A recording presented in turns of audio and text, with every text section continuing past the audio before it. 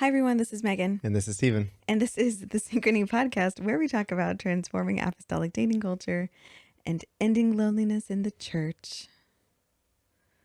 You always take a big sip of coffee right before I finish the intro. And then I just have to wait for the mouth noises. It is pure not knowing what to do with my body while you're talking. Yeah, it's gotta work on And your I also have coffee right in front of me, so comedic timing. yeah. I have made a grievous mistake. Uh-oh. We missed announcing a wedding. I know. I was like, what? That happened a month ago? We're the worst. 3 weeks ago? Congratulations to Kristen and John. Yay! Congratulations, John. Sorry, guys. They had very, very sweetly sent us like a save the date forever ago, which it's been like on my desk. Like I'm forming a collection, which is delightful. But I was like, oh, Kristen and John, like I need to reach out to them and like send them something for their wedding. And I looked, their wedding was at the beginning of August. Yeah, I literally went and looked at the video and it said the second. I was like, oh. I'm so sorry. It was beautiful. Congratulations, you guys. So excited for you. Just an incredible couple. I hope we get to talk to them at some point because their story is amazing. And I just, I love their whole vibe is just incredible. But yeah. Congratulations, y'all. Yeah. So excited for you both. I mean, it's a good problem to have. Forgetting which wedding. Yeah. We're having so many weddings that we're forgetting which ones are happening. Yes. That is a blessing for sure. It's a long weekend. It is. I'm excited about that. And yet we are still podcasting nearly at midnight. Almost midnight on a Saturday. Yeah. So that's okay. Happy Labor Day, everyone. I have kind of a weird topic in the sense that like I have thoughts about this, but I haven't planned this very well. So okay. So basically to be determined. Yeah. We'll see how this ends up. It could be valuable or it could be one that you fast forward through a lot. So I want to talk about a tendency that I've noticed in our matching with some of our folks. And we talked about this a little bit in the last two podcasts, which were all about the matching process, right? Where a lot of times when I first initially meet with someone, we'll gather a bunch of data about what's important to them, whatever. But then the rubber kind of meets the road when we get into the dates themselves. Yeah. And people start to meet people who, like they're considering as potential matches. And then like the real nitty gritty data starts to come out of like what they are and aren't, interested in pursuing. Oh, sure. Right. So I want to call out something, and I hope that nobody gets offended by this or like feels like we're overstepping spiritual boundaries or like pastoral boundaries with this one. I don't think so. I don't think we are, but I just want to put it out there that that's not our intent. That's a nice caveat, but I don't think we are. I don't think we are, but it's not our intent to, Yeah. I want to talk about a tendency that people have to put words in God's mouth about how their calling is or is not a good fit for someone, or how someone is not a good fit for their calling. Yes. Right. How are we going to break this down? Yeah, I'm intimidated by it. Let me give a scenario to help illustrate what I'm talking about. Would that be helpful? Okay, that sounds great. Great. Okay. I'll just drink my coffee. Just sit there and look pretty. There's no way in which I can respond to that and it not be like seriously conceited or inappropriate, super awkward. Yeah. All right, we'll just move on. So I try to find out when I'm meeting with people like what their vision is like for the future. But a lot of it, we only have an hour, so we don't get all the details, right? And sometimes they'll either like we'll go into the date with someone that I've matched them with, or it's just in that like initial email that I send to them that's like, hey, I have this person. Yeah. They live here. They're interested in this. They do this. Does that sound right for you? Right? Would you like to meet them? And sometimes I'll get a response back that's like, I don't think this person is right for me because I am called to this and this person doesn't seem like they line up with that. Yeah. Right? I am called to preach and they seem like they don't like to travel, right? Or I am called to, serve in this ministry and they feel like they would rather do this.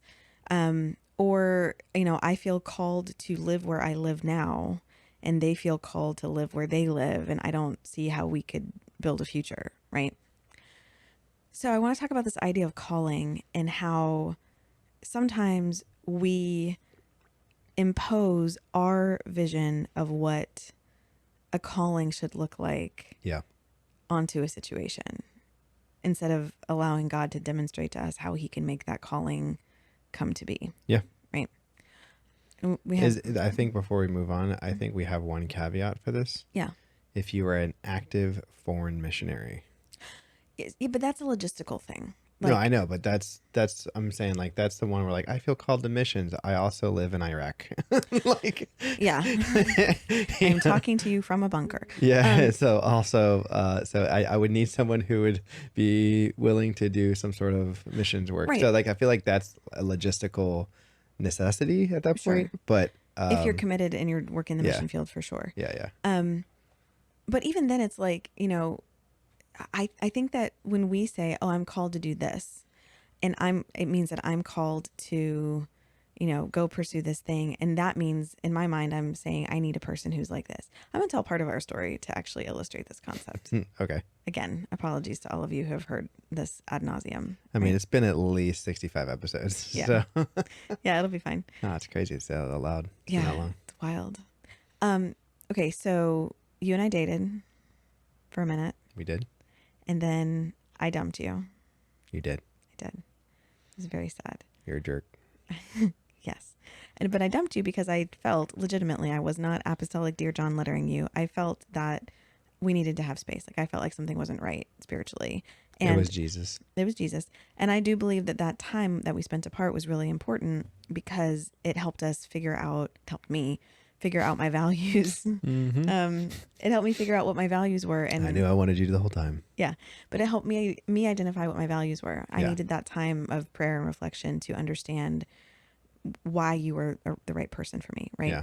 I'm joking a lot just because you like to make fun of me about this. I do like to make fun of her about it, but I'm so happy that this did happen. Yeah.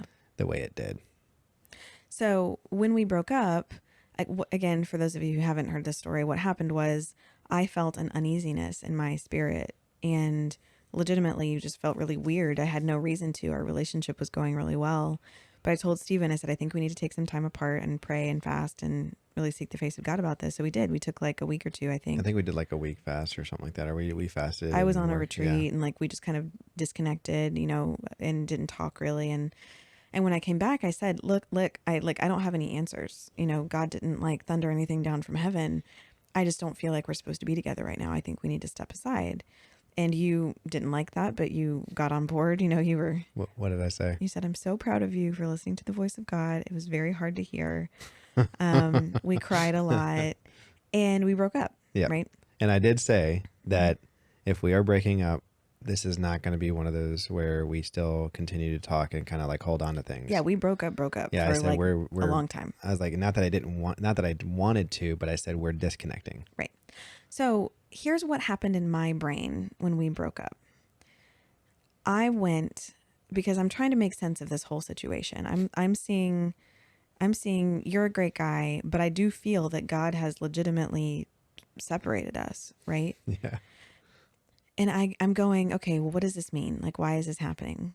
And at the time, what I felt like my calling was, right? I was in graduate school, and what I felt called to do, what I was praying over in the altar, what I felt like God had laid on my heart was that I was supposed to go learn how to understand apostolic culture. Yeah. And talk about it. It's just ironic to say out loud now. Talk about it from a critical lens, right? Yeah. I was studying religious studies. I was doing like anthropological research on apostolics. I was trying to understand how to study our culture so that I could speak back to it and help the church. What I felt so passionate about. I remember laying in my bed talking to my mom about this, like her sitting on my bed and me like staring up at the ceiling, talking about this with so much passion. I felt so passionate about holding up a mirror to our church culture and saying which parts of this are culture and which parts of this are doctrine, right? This is so funny. I know. And this is the plot, guys. This is the punchline. And I felt a deep conviction about that calling, right? And I felt so passionate about it, and I felt uniquely equipped, and I really felt like this was what I was going to do with my life, right? Yeah. This took up a majority of our dating conversations, like late night talks, like dreaming about this. Like Megan talked about this for a long time. I did. And I was so passionate about it because I felt this strong conviction that sometimes we were imposing culture where we needed doctrine, right? And we were pushing aside important things and replacing them with cultural ideas. And I just felt so passionate about it. So that's what I felt called to, right? And so when I felt God telling me that we needed to break up, what I said was, I have this call on my life to go do this academic work. And God must be looking at Stephen and telling me he's not the right one to do that with you, right? Because he's not an academic, and he's not going to go, get a PhD with me.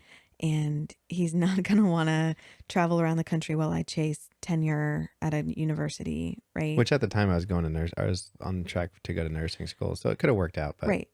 And like we had vastly different interests. Like at the time, I'm going to just say you were a bit of a jock, I think, like gamer jock. You played a lot of sports. You hung out with your dudes. You gamed a lot. You were trying to do an Iron Man or something with Brad and puking on the side of the road. I didn't puke. I thought you almost puked. Anyway, doesn't matter. We don't.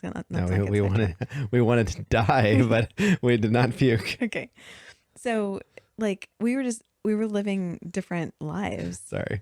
First time ever cycling a relatively long distance with nice road bikes that we bought used. We did 55 miles. Yeah, okay. We were a bit of an idiot. Said trying to do Iron Man. Anyway, my point is like it made sense to me at the time that God was separating us because I'm like, oh, we're so different people, right? God must want me to go be with another nerd like me. And he must want Stephen to go be with, I don't know, some leggy Amazon woman who can run fast and chase off the zombies or whatever. So I imposed my view of what I thought the calling was supposed to be onto this situation. And I said, okay, it must not be Stephen, because the person I need to fulfill this calling is someone who can go do academic work, is going to, hodgepodge around with me in these like academic spaces, right? Is going to speak the language of academic research so that I can go fulfill this thing God's calling me to do. Meanwhile, I was crying in the arms of my roommate. Yeah. So we're not going to like rehash everything that happened after that. The long and short of it is we took some time apart. We were broken up for like 6 or 8 months. I went through a whole like soul searching process to figure out what my values were, realized like, oh no, like the things that the person I want to be more like you would be the kind of person to help me become that. Right. And I was responsible for, my happiness and whatever. So we have there's a whole story about it. You can go back and listen to the podcast. One of the two of the first it's three the, or it's the four second episodes. And third episode. Second and third. Okay. Yeah. So we probably sound terrible, but yeah, the audio quality would be miserable. Maybe not. I don't know. But yeah, scroll back to the beginning of the podcast and listen to it if you want to. But so lo and behold, we get back together, we get married, right? And like 8 years later, we start Synchrony. Yeah. Which is about us holding up apostolic culture to the light and saying, these are the things that we believe about this, and this is where we're imposing culture instead of doctrine. Yes. As a couple. Yep. And you have been uniquely equipped to help me do the work that I do. Yeah. There are parts of this that I cannot do that depend entirely on you. A lot of that happens behind the scenes, but like there are things that you being you is what makes it work, right? In a way that it wouldn't, I can't imagine with anybody else. Besides the fact that you're the only person I can ever imagine who'd be crazy enough to be like, yeah, babe, start a matchmaking service. You do you. Like, yeah, I mean, I had to give you some room because you also helped me start a beekeeping business. So. Right. So the Lord knew what he was doing. You had an IOU token. I did. Yeah. It's like, yeah, matchmaking sounds only slightly more deranged than being a full-time beekeeper. It'll be fine. So my point is my vision for how this calling was going to work out and the person I needed to have for this calling was not what ended up happening, but God still fulfilled the calling. Yeah. His vision for the calling was different than mine. Yeah, his way. Yeah.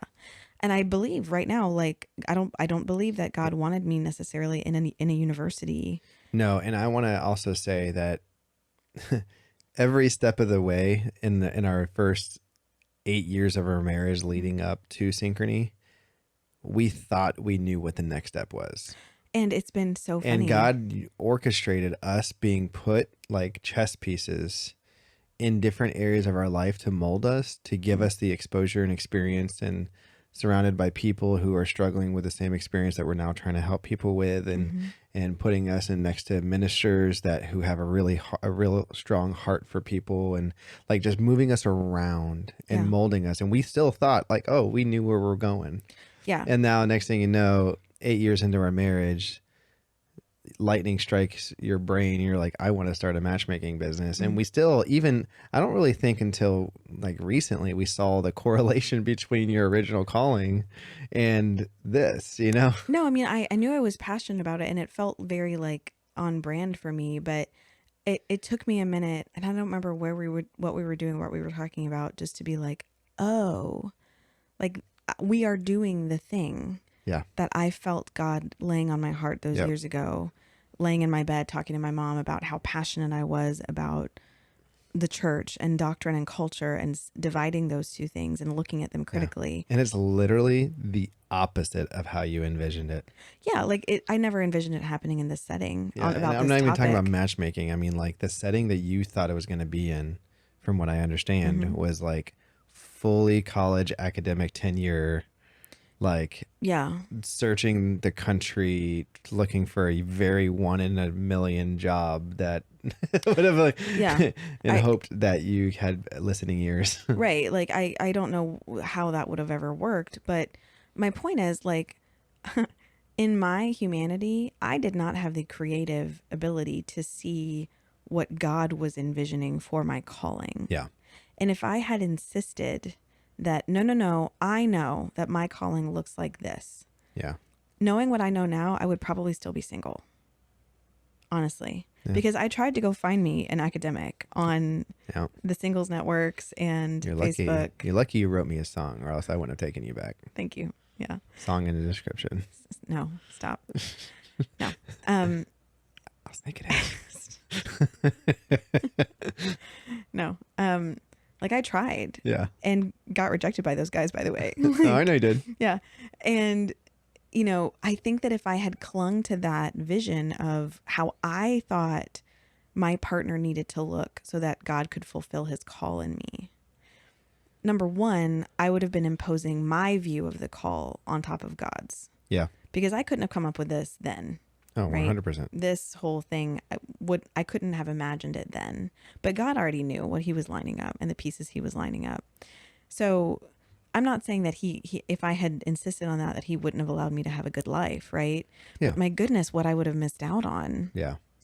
If I had clung to, no, the call can only look like this. Yeah. Sorry, I just want to caveat that, like, even though we're saying that this is what Synchrony has turned into, we still don't know what it will eventually be. 100%. Like, so we're still, like, I think we've learned along this process of, like, Lord just opened doors and we're walking through them. Yeah. And he's built that kind of trust. Yeah. So here's where I think this holds people back, right? Because sometimes people will resist the opportunity to even get to know someone. Yeah. They will cold turkey shut them down without ever even meeting them. Right. Yeah, sometimes it's before they even get into a date, right? Yeah. Or it's immediately following the date. Yeah. And we talked in the matching episode about how big of a factor, like, I'm going to use this one thing because we talked about how big of a factor location is. Yeah. Right. One of the things that is frustrating and challenging to me is when I have two people who have a great experience, they connect with each other, or maybe they have a lot of things in common, but they're like, if both of them might be in the camp of, I don't feel like I can move, right? Yeah. Like, I feel called to my location. They both say that. Everything else matched almost perfectly, and we're just like... Well, and here's the thing. I believe that someone can feel a call to a place. Like, I 100% feel like you can be like, yeah, I want to stay here and serve. But in the course of a year-long relationship, potentially, because most people who've never been married before, they take some time to date and get to know each other, and then they have an engagement, and it takes a minute between when they meet to when they get married. It's usually not a 3 or 4 month thing. Yeah. And which is, I think, is wise. Generally speaking. Right. Wise, I think, when you're just doing this for the first time. Right. Yeah. So what God can do in that year-long-ish period of time to shift the way you see your call, right? To put new people in place to fill in the gaps that you might be leaving, to adjust your mindset about like what you've been equipped to do and reinterpret it for you is monumental, right? God can, like, in that time period, let's just say you find someone who fits your values and you're pursuing a godly relationship. I believe that in that time, God can make your calls work together. Yeah. Right. And I don't want people to hear like, oh, well, I should just have no criteria at all. Like, that's not what I'm saying. I'm not saying you should throw out your preferences. Right. But when the important criteria are met, you don't want to get so stuck on your version of what the call needs to be that you sidestep a good opportunity right in front of you. Yeah. Right? I'm going to circle back to a story I've told in one of our former podcasts, probably in the same one of the second or third one. When you were trying to get back together with me after we broke up, I was legitimately confused about what I felt God wanted for this relationship. Right. Because, if God wanted you to separate from me, why would we want to get back together? Why would we want to force God's hand, right? Or why would God contradict himself? Yeah, exactly. Right.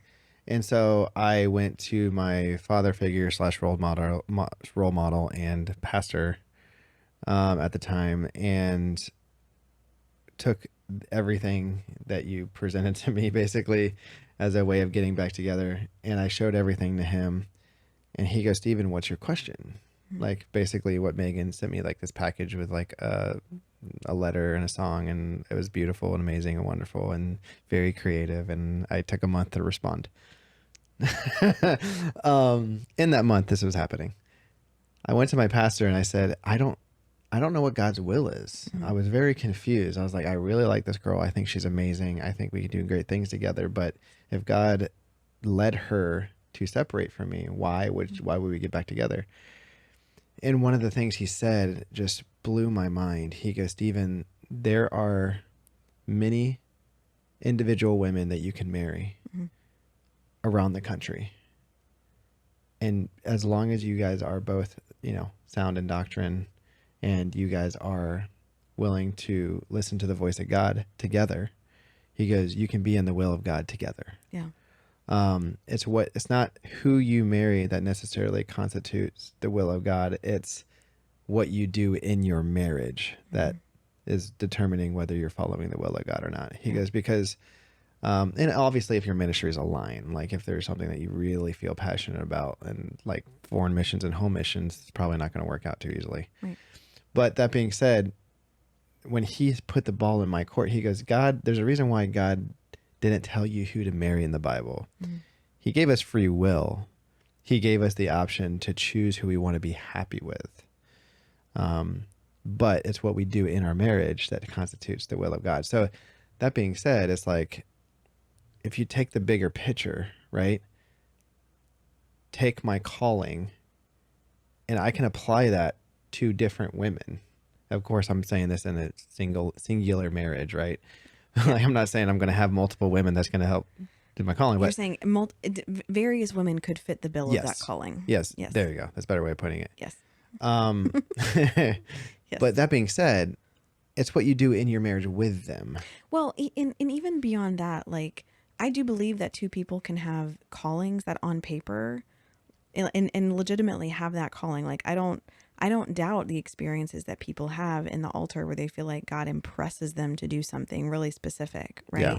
Or lay something on their heart really intently. I believe in those things. Yeah, right? absolutely. I believe that God speaks through, words of knowledge, and people can have a prophetic gifting and that they can speak over someone's life about what they're going to do. Yeah. And I believe that you can have two people who on paper, those callings that they heard from God can look incompatible, but we shortchange the creative mastermind of God, right? Who's able to take those incompatible things and weave them into something that you look back and go, oh, it made sense the whole time. Yeah. Like my calling did not make sense. It made zero sense to a lot of people. Right. It did. Well, thanks. No, I'm saying like not zero. If you know what I mean. Like it was such a niche. But like, my point is, it didn't make sense with you. Yeah. Like Yeah. what I wanted to do did not make sense with the person that you were. I think a lot of people would agree when we were dating, right? Like, but it works because God understood the people that we were going to become over this last decade of being together and working together. He wasn't looking at who we were right then and our very narrow vision of what his call in our life was then. He was looking at what we would become after 8 years of working in the trenches beside each other. Yeah. That is the calling fulfilled, right? So I guess the thing that I see people doing is they go, no, I'm called here, or I'm called to this, or I'm called to live like this. And they can't see a world in which that other person who has the same values and the same priorities and wants the same kind of life and believes in the same things, they don't see how that person could step into that calling with them and how their callings could blend. Yeah. And that's a lack of creativity on our part, but that's not the way God works. Yeah. God can pull people together and make things happen in a way that doesn't make sense. And in fact, he sets a precedent for this. Like scripture, we have examples in scripture of someone stepping into of a calling of a prophetic vision manifesting and nobody recognizing it. Yeah, there's plenty of it. Right. Like you have some examples? I do. Like one, I think the cautionary tale around this is Abraham and Sarah. Yeah. Who get this prophetic word from the Lord, and Sarah's like yeah. I'm not having a baby. The prophetic word obviously is that they're going to have, children that are as numerous as the stars in the sky, right? And Sarah's like 90. Yeah. And Sarah's like, not today, and she laughs, they talk about her laughing, and being reprimanded for her laughter because she doesn't believe in it. Right. And because she doesn't see how God can make that call happen between her and her husband, she brings Hagar into the picture because that's how she decides the call is going to manifest. This is something this must be how it will happen. Yep. Right. So that's kind of like the anti story, but we also see other examples. Like I think Jesus is an example of this, right? Yeah, well, it's a wonderful example. Yeah, like how Jesus shows up as the Messiah was not the way anyone anticipated that calling to be fulfilled, right? They were expecting King David 2.0 on a white horse, charging into the city, running the Romans out of town, right? The Jews had a vision for how God was going to fulfill that word to them. And it showed up as a baby in a manger and nobody got it. Yep. Flew right past them. Even the Jews. Yeah. Most of them, it went right over their heads. Yeah. Because it did not fit the vision that they had created, the narrative they had created around how it was supposed to go. Yeah. Where's another one? Joseph. Oh yeah. What's your thought on that? Yeah. So when we were talking about this before, I thought about Joseph because Joseph, obviously had his dreams and his visions that he was super excited about, right? He goes and tells his brothers, and Joseph had a thought and thought he knew that this was going to happen, and he was probably dreaming of ways in which it was going to happen. Yeah. And so did his brothers, which is why his brothers took it into their own hands into saying, no, that's not going to happen this way. Let's get this guy out of here. But what's funny is over the next several decades, Joseph still thought he knew how it was going to turn out. And every time it changed, and every time it changed, and every time it changed, until the brothers eventually came after their dad had died and they were coming during the famine. And Joseph was like, receive the brothers with love, right? And then the brothers bowed before them, and then the whole prophecy came to pass, right? Right. So like the whole time, Joseph thought he knew how it was going to go down, right? And then all of a sudden at the end of it, it kind of brought clarity, like, oh my goodness, this is it happening. Yeah. So like even them, like these Jesus, Abraham, Joseph, and there's so many more in the Bible as well, that thought they knew how they was going to turn out, and God's like, well, cracks his knuckles and like let's see how this is going to happen. Yeah, and so there's a precedent of God in his infinite wisdom surprising us with how he fulfills the things he tells us we're going to do. Yeah. Right? Because I mean, this is my thinking on this. I'm not a theologian, right? Because if I had gone and gotten a PhD and had battered my way through tenure and had started writing books about Pentecostalism and had gotten them up to the desks of all the superintendents and was rah ranting about culture and whatever, if that had been, if I had made my vision come to pass, I could have convinced myself that I was the one who did it and came up with it. For sure. I could never convince myself that what God has put together with Synchrony is our invention. Yeah. Really. No, absolutely not. It is impossible. And to look now and see how he lined up all the dominoes in hindsight and how he was setting us up for this, I could never have envisioned that. I could not invent it. To God be the glory. It has to be him, right? Yeah, absolutely. And I believe that sometimes he surprises us in ways that because he needs us to understand that he's ultimately the one controlling the narrative. Yeah. It's not our vision. He fulfills the desires that we have. Like I, to this day, am so passionate about our culture and our doctrine and, understanding the differences between the two of them so we can cling to the truth and not to culture when we don't need it. Right. Yep. But he has fulfilled that desire in me in a way that I could have never, never envisioned. Yeah. Right. So much so, we have our first Synchrony baby now. Yeah. Not us, a client. No, sorry. One of our former clients got married. Now they're having a baby. We talked about it last week. I know. But I'm just excited to talk about it again. Okay. Okay. So I want to give some practical examples about this because I could hear like the wheels turning in people's brains. Yeah, I was about to ask, what's the takeaway? Well, and I want to give people a test of this kind of, because I could imagine people going like, okay, well, are you just telling me to throw out all my criteria and not have any vision for who the person should be like? No, right? Like there's a difference between something that is a legitimate constraint on who can be with you, a legitimate line to draw, boundary to draw, whatever, about who could be a partner, and a part of a narrative that you have created, right? That is not necessarily the way it has to work out, right? So let's take the location example, okay? Let's say I have two people who say, I can't move, right? Yeah. One person says, I can't move because I have a child, I have been divorced, I have a child, I have a legal custody agreement that says I need to live within this distance of their other parent. Pretty valid reason not to move. Or they say, I have a pastor who has told me that in this season of my life right now, he is not comfortable with me relocating. Yeah.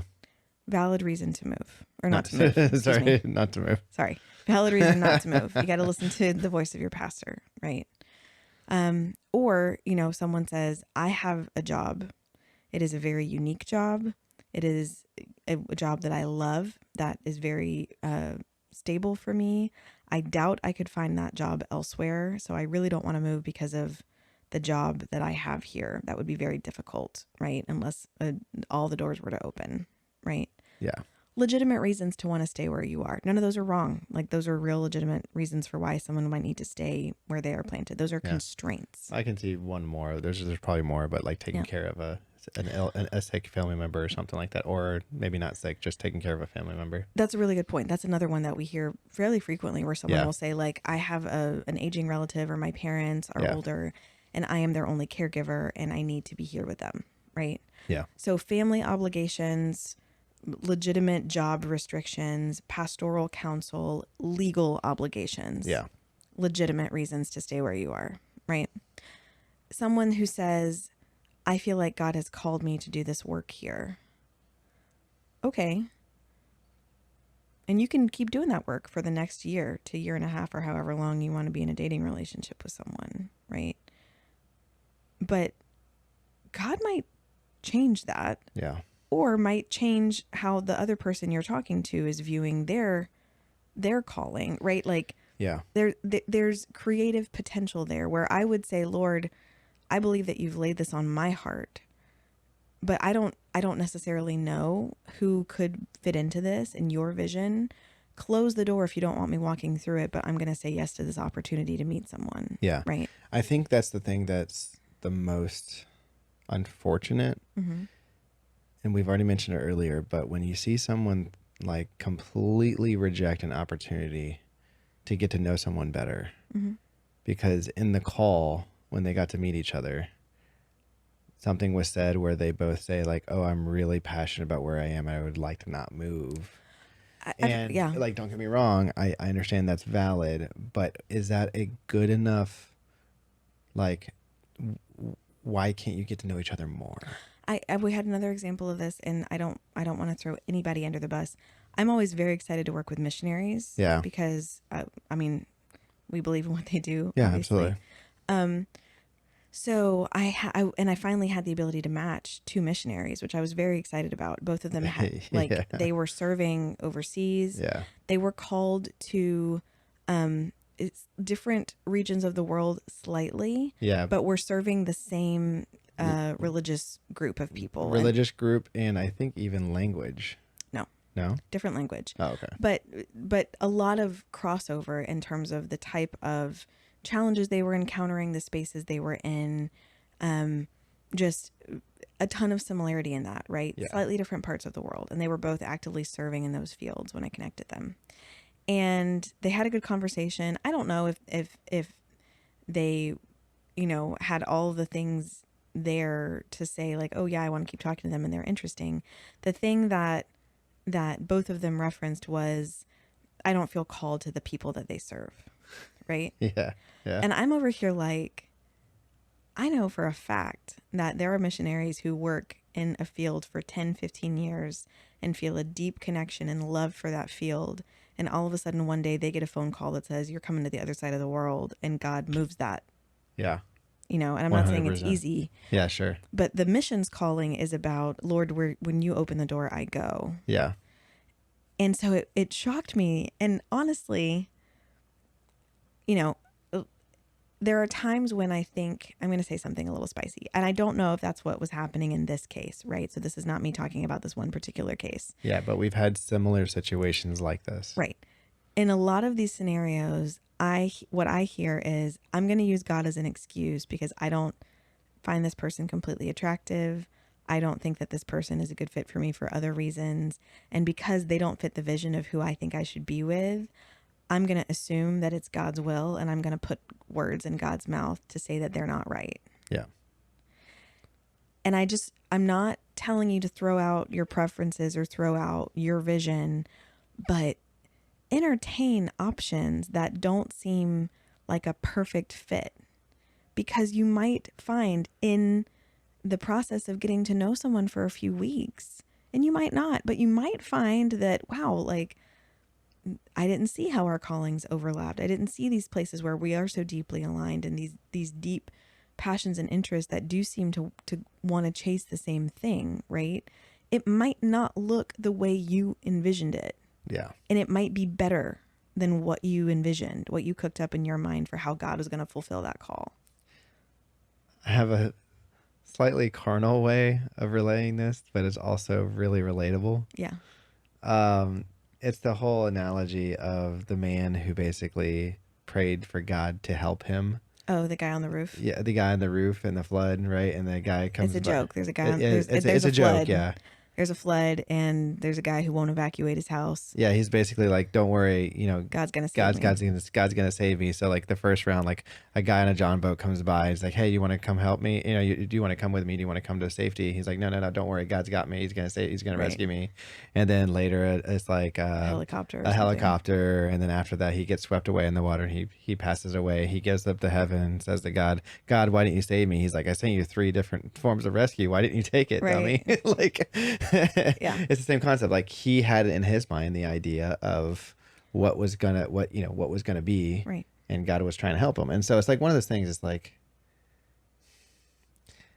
again, we're not expecting these people to just like drop everything they're doing and just fall in love and get married, right, or desensitize themselves to the voice of God. Yeah, and we're not asking you to do those things, but I think it's just like it's mind blowing when people are just completely throw away an opportunity to meet someone who has so many similar values, and if they truly are equally yoked, can go so far in the kingdom, right?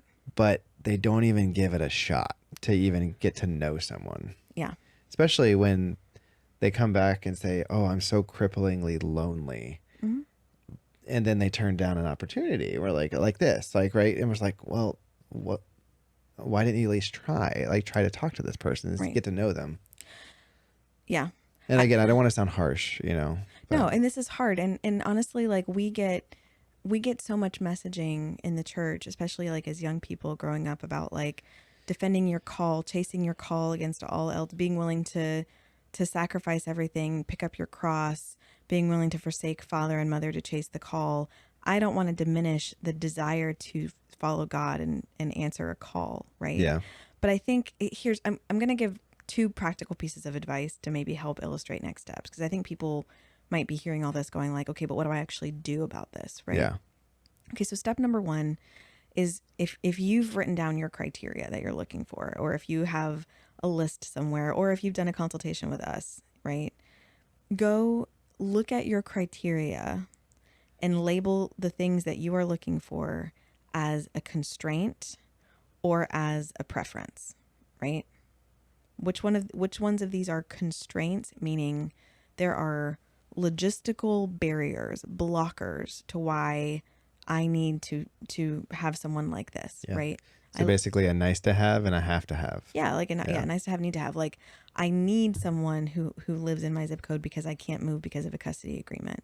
I want someone who sings on the platform because I feel called to music ministry. Yeah. Right? We say that because there's some people that say that's a need. Yeah.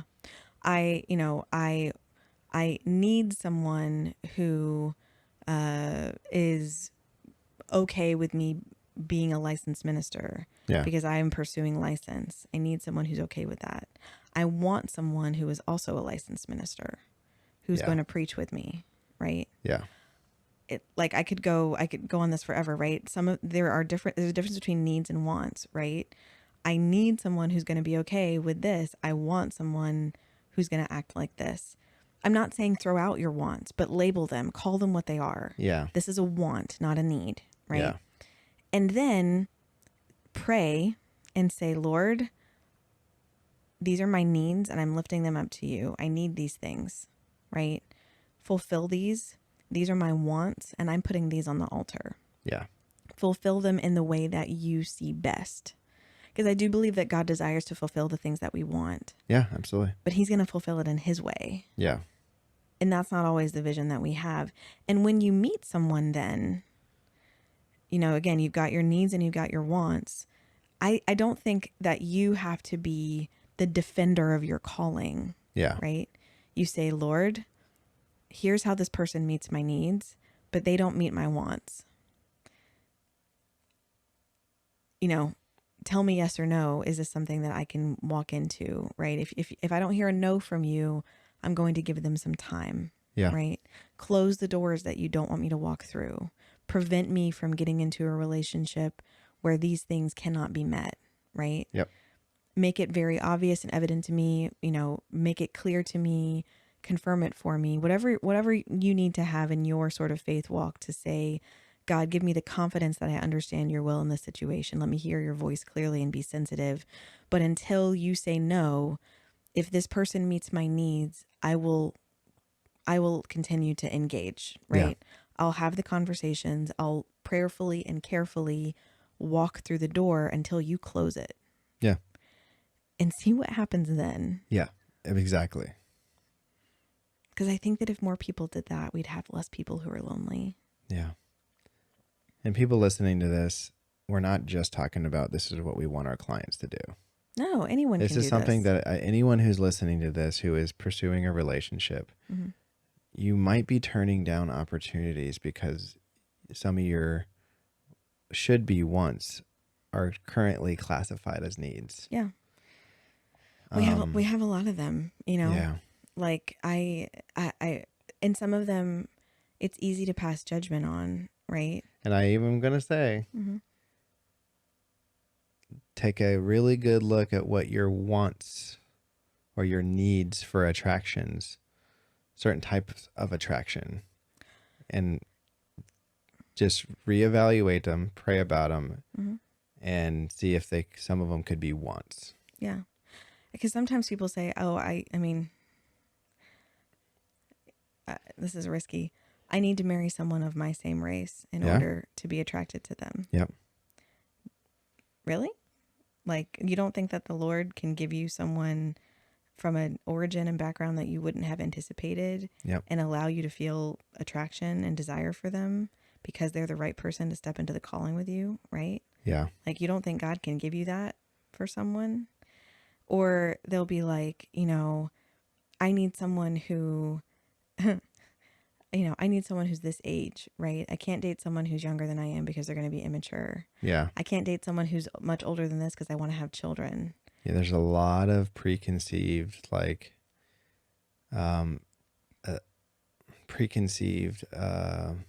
stereotypes. Right. Yeah. So a constraint is I need to be with someone who wants to have children. I need to be with someone. That's a great want. A great need. That's a great need. That is a constraint. That is a need. I believe that I want to be a parent. I need to be with someone who wants to be a parent. I need to be with someone who's younger than 35 because because I want to be a parent and that's as old as they can be to have children with me. That's a want. That's a want. Because the 29-year-old or the 27-year-old that you might want to try to get with are also probably likely to might not be able to have children. Yeah, it's not guaranteed at any age. It's not guaranteed. Go back and listen to the fertility episode. That's right. And God can, first of all, 37 is not too old to have children. 39 is not too old to have children. 45, actually, there are plenty of women who are having children that late in life. Yeah, I mean, our former client was 38 when she's 38 and she just had her first child. She's pregnant with her first child. Sure. So it's like that's it's perfectly normal. So anyway, what you think of as a constraint might be more of a want. Yeah. And again, I'm not saying get rid of them. I'm not saying ignore them, but those need to go on the altar. And if God puts someone in front of you who fits your needs, right? And you know that they do. And if you're working with us in this, we'll do our best to make that very, very clear, right? These are the things you need. This person fits the things that you need. But some of the wants aren't there or they look different than what you anticipated. Approach that prayerfully. Listen to the voices of the mentors in your life. Listen to your pastoral authority. I'm not saying just abandon all caution and dive into this willy-nilly, but open yourself up to the possibility that it might be different and give it some time. At least talk to them. You're not going to hurt yourself or irrevocably damage your calling by talking to them for 2 weeks. Yeah, give them a chance. Talk to them for a month. Get to know them. Mm-hmm. And there's a way that you can respectfully, as an apostolic, choose to go your separate ways. And here's the thing: the call of God is not fragile. No, this is the call will outsurvive you. Well, it's like the Bible says, the gifts of God are without repentance, right? Like the calling is not fragile. Yeah, the calling will not be placed at risk because you decided to talk to a person who you didn't feel like was a perfect fit for it. Yeah. The calling will be placed at risk when you stop listening to the voice of God. Yeah. Saying, no, not that one. Like when you start seeing the cautionary signs and you start seeing the red flags and you start hearing counsel from your leaders and mentors that you ignore, that's putting your calling at risk for a relationship. Yeah. Right. if you are committed to your calling and you're listening to the voice of God and you're submitted to your pastoral authority and you're constantly saying, Lord, help me understand what needs to happen here. Lord, let me know if this isn't the right thing. Lord, close the doors that you don't want me to walk through. The call of God is not fragile. You're not going to break the calling of God on your life by marrying the slightly wrong, also passionately apostolic person. Sorry, when she said wrongs for the audio listeners, she did air quotes. I did air quotes. Yeah. Sorry. Like if you feel like they're not a perfect fit for what you're called to do, but they're chasing God like you are, and they're also listening to the voice of God, and they desire after the same things, and they're seeking out their values, and they're pursuing their calling. If both of you are doing that, your calls are safe, right? The calling God has put on your life is not fragile. Yeah. Our commitment and our sensitivity is way more fragile than our call, Yeah. And that's the thing is like your call is not like indefinite either. Yeah. Because like how many pastors were not formally felt called to be a pastor? Or how many of them felt called to want to plant a church in one city? Yeah. And then when that church was planted, I mean, Brother Tony is a perfect example of this. Oh yeah. Our pastor has been was a church planner for years and planted several churches across the country. And then he worked at headquarters. Yeah. The Lord called him to go help. It's so funny to think about how he got this experience in church planting, and the Lord then was like, hey, I'm going to take you out of pastoring. I would love to talk to him more about that. Yeah. I'm going to take you away from pastoring and put you in this role where you're going to go teach people how to plant churches. Yep. Everything that he had been passionate about pastoring and serving people, he was going to have to step out of that. And I'm sure that redirection was really hard. But had he not been in that position, he wouldn't have been available. Yeah. When our church needed a new pastor. Yep.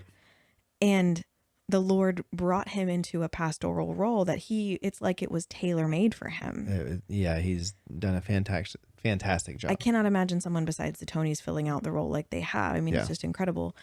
So like God can transform your calling many times over. Sorry. God has done a fantastic job through him and his wife. Yeah. God can transform your calling many times over. Yeah. God is going to shape it in his timing to his function. Yeah. And our creative power is not enough to prescribe what we think it needs to look like. Yeah. God help us for doing that. You know what I mean? I know we've all done it before. You actually had one of these. I did. Yeah.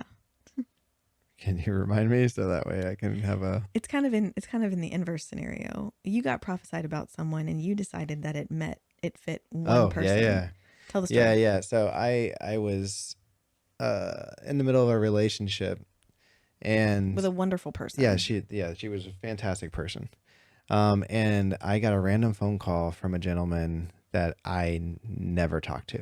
So just for context, this is before Sue and I dated. Yeah. A couple years before, probably. I was I think like 19. Mm-hmm. And I was in the middle of a relationship, or I was pursuing a relationship. I don't think I was in the relationship yet. I was pursuing a relationship, and this person was wonderful, and I was excited about it. And then I received a phone call, basically with a prophecy. Like this doesn't happen to me. Like I don't seek this stuff out, and this guy normally doesn't do this either. He says, I've never done this before. And this is a prophet in the church. Like he was a reputable prophet. Yeah, he was gifted in that. Using the gift of prophecy. Yeah. And so he randomly called me and says, hey, I have something I need to tell you. I'm like, okay. And so he tells me this whole, basically of like the mentality, the level of education, the full like story about what type of a woman I was going to marry. Which is like every teenager's dream. Yeah, I was like, this is fantastic. Someone's like, going to hand you a checklist. And what's funny is I was like at youth congress and I was already on a spiritual high. I was like, oh, this is great, man. The Lord is bringing me messages. Right. This is the closest thing to a writing on the wall. Yeah. And, which, to me, I even though I heard the prophecy, I still took it with a grain of salt and I still prayed about it. But it fit, that description fit the person I was already pursuing really well. Because it was like, I mean, she was brilliant. Yeah. And so it just fit. It fit it really well. And I was like, oh, this makes sense. Awesome. Shoe fits. This is it. Yeah. Right. And then that relationship, great relationship, it ended up not working out. And it was fine. We went our separate ways. And what's funny in hindsight, and I forgot about that for a long time, I think it was a couple of years into our marriage, when I all of a sudden looked back at my, like, I had a mental, like, flashback, and I was like, oh my gosh, that description of that person fit Megan perfectly. Yeah. And it was hilarious because I was like, holy smokes, God was literally saying, hey, by the way, this is what's going to happen. It's not going to turn out the way you think it is. Right. Because in the moment, if I thought it worked. Yeah. She fit the vision. Yeah, exactly. And it's so funny because, like, I mean, I think it's such a cool story because sometimes it's just like the Lord didn't allow that relationship to continue. Yeah. You know, it didn't work, and it's not like it was a bad relationship. Yeah. Like it didn't go up in smoke because you guys were bad people or did anything wrong. No. It just didn't work. Yeah. And the Lord closed that door. And had you been so caught up in that, yeah. Yeah. Well, honestly, there was a part of that near the end of that relationship that I was really confused. I'm sure it would because I was like, this makes sense. Like God promised me this. Yeah, God promised me this, and in hindsight, there are certain parts of the prophecy that obviously I'm not going to go into detail about that didn't 100% fit. That was like a little bit of a characteristic that was like a minor detail that later, after getting to know you, getting married to you, I didn't like go around searching for the woman to fit this prophecy, by the way. It wasn't like Cinderella. No, yeah, I wasn't. Yeah, looking for the Slipper, foot to throw the shoe on. Yeah. It was one of those things that afterwards, in hindsight, when I went back and remembered the prophecy, there were certain things that you fit perfectly for that. So, again, the moral of the whole story of this podcast is stop limiting God. Yeah. Yeah. Become self-aware enough to know when it's you and not him. Yes. Because sometimes, y'all, it's you.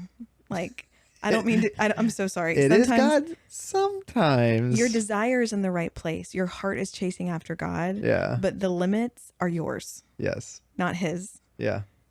You know, like sometimes you are so, and it's coming from a place of passion, and it's coming from a place of desire to serve God, and it's coming from a fear of missing the calling. Yeah. Right. It's coming. And some people are masking it for a fear of rejection too. Oh, 100%. Yeah. Like, because the idea is that if I find the person who perfectly fits the call, they won't say no. Yes. They won't break my heart. Yep. I won't be at risk. And it's almost a little bit of a Cinderella story, not a Cinderella story, but a fairy tale. Right. Hey, I fit your prophecy and I broke your heart. That's right. That's right. Exactly. Yeah. But it's the riding off in the sunset. It's the finding. And obviously I know you don't, when you're thinking about the person you're trying to marry, that's not what's actually happening, but it's I have this idea of who this person is. And if they don't fit it perfectly, then obviously it can't be the will of God. Right.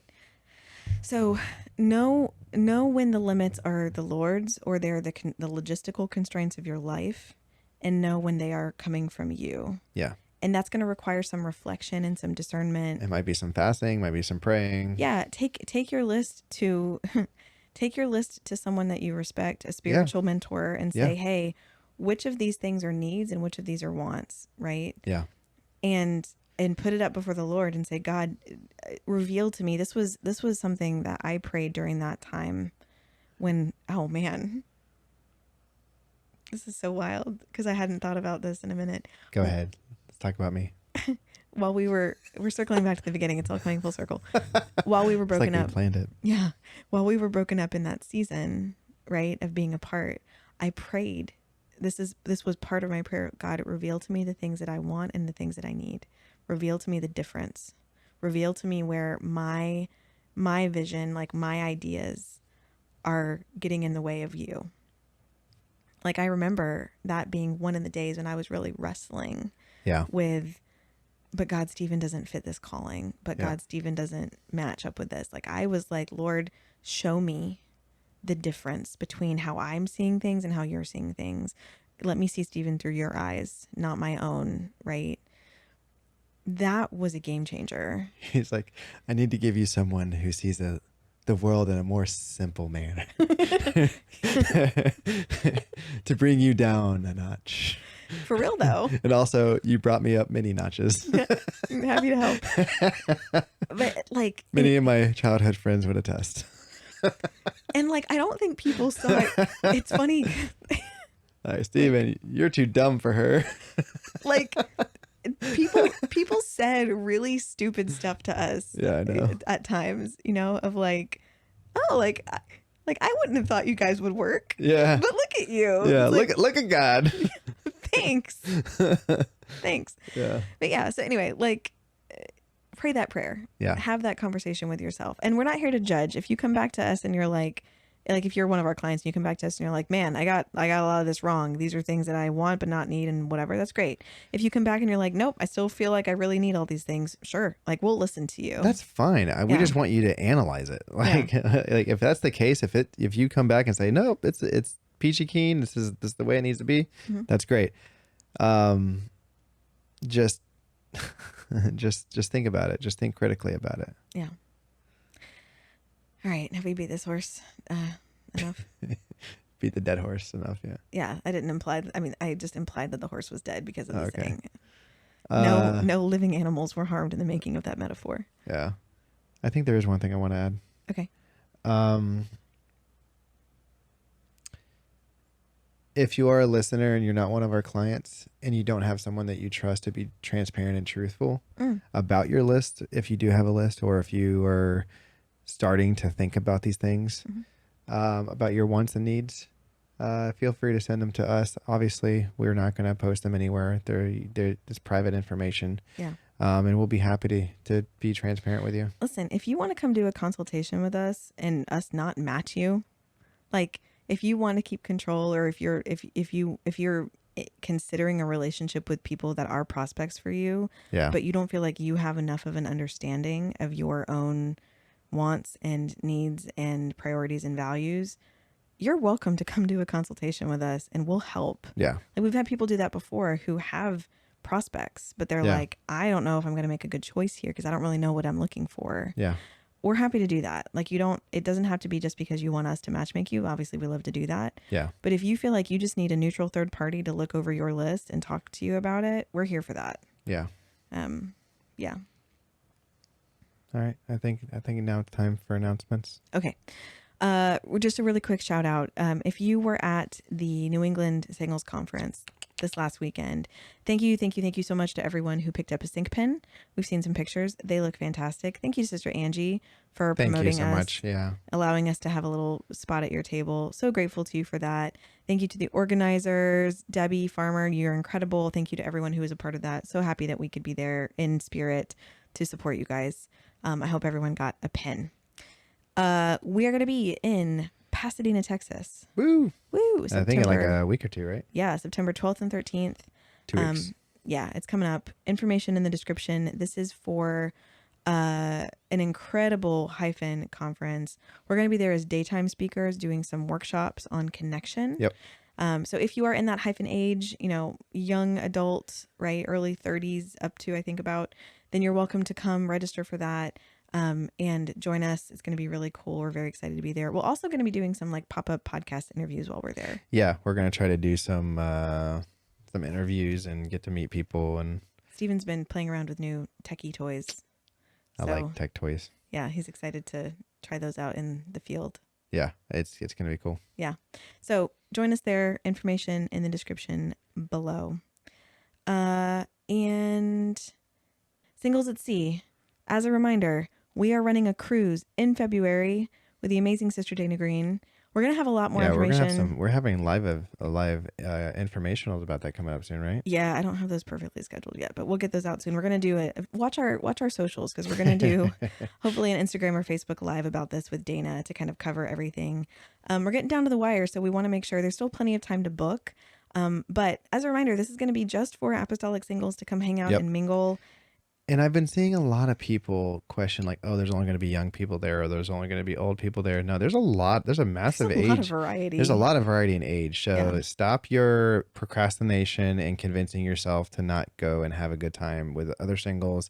And there might be a potential for you to meet someone there as well. Yeah. And it's not going to be cringy. You're not going to be listening to 1,000 lectures or sermons. And like, don't get me wrong, we love Jesus, but we're going to be there to have a good time and get to meet people. Yeah. And if the person who's perfect for you is not on the ship, it's not going to be wasted time, because we're going to have time to sit with people and talk through what they're looking for and dive in deep with them and have some of these conversations. I'm really excited about all that. I'm super pumped. It's going to be incredible. So contact Chelsea in the description. Her information is there. Yep. And she will set you up with your cabin.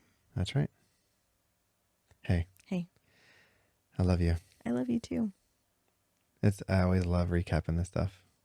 It's so cool to see the hand of God. I know. I think every time we talk about it, we're like, oh wow, the last 6 months is like even more of a fine tuning. It's crazy. And like things come to my remembrance all the time. Yeah. You know, like sitting in my little house praying that prayer.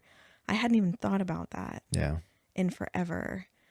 But it's just so cool. God is so good to us and so rich in how he blesses. You know, I love when you can look back and see how he lined up the dominoes, being completely unaware. You know, we had no idea.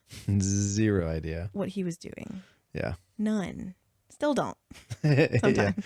Yeah. And obviously we don't, but now we're starting to see some things crystallize. And obviously synchrony is forming. And so it's been really cool to see the mixture of our values identification and like, we just applied that just to our marriage, right? Yeah. We're like, this is great. This is awesome.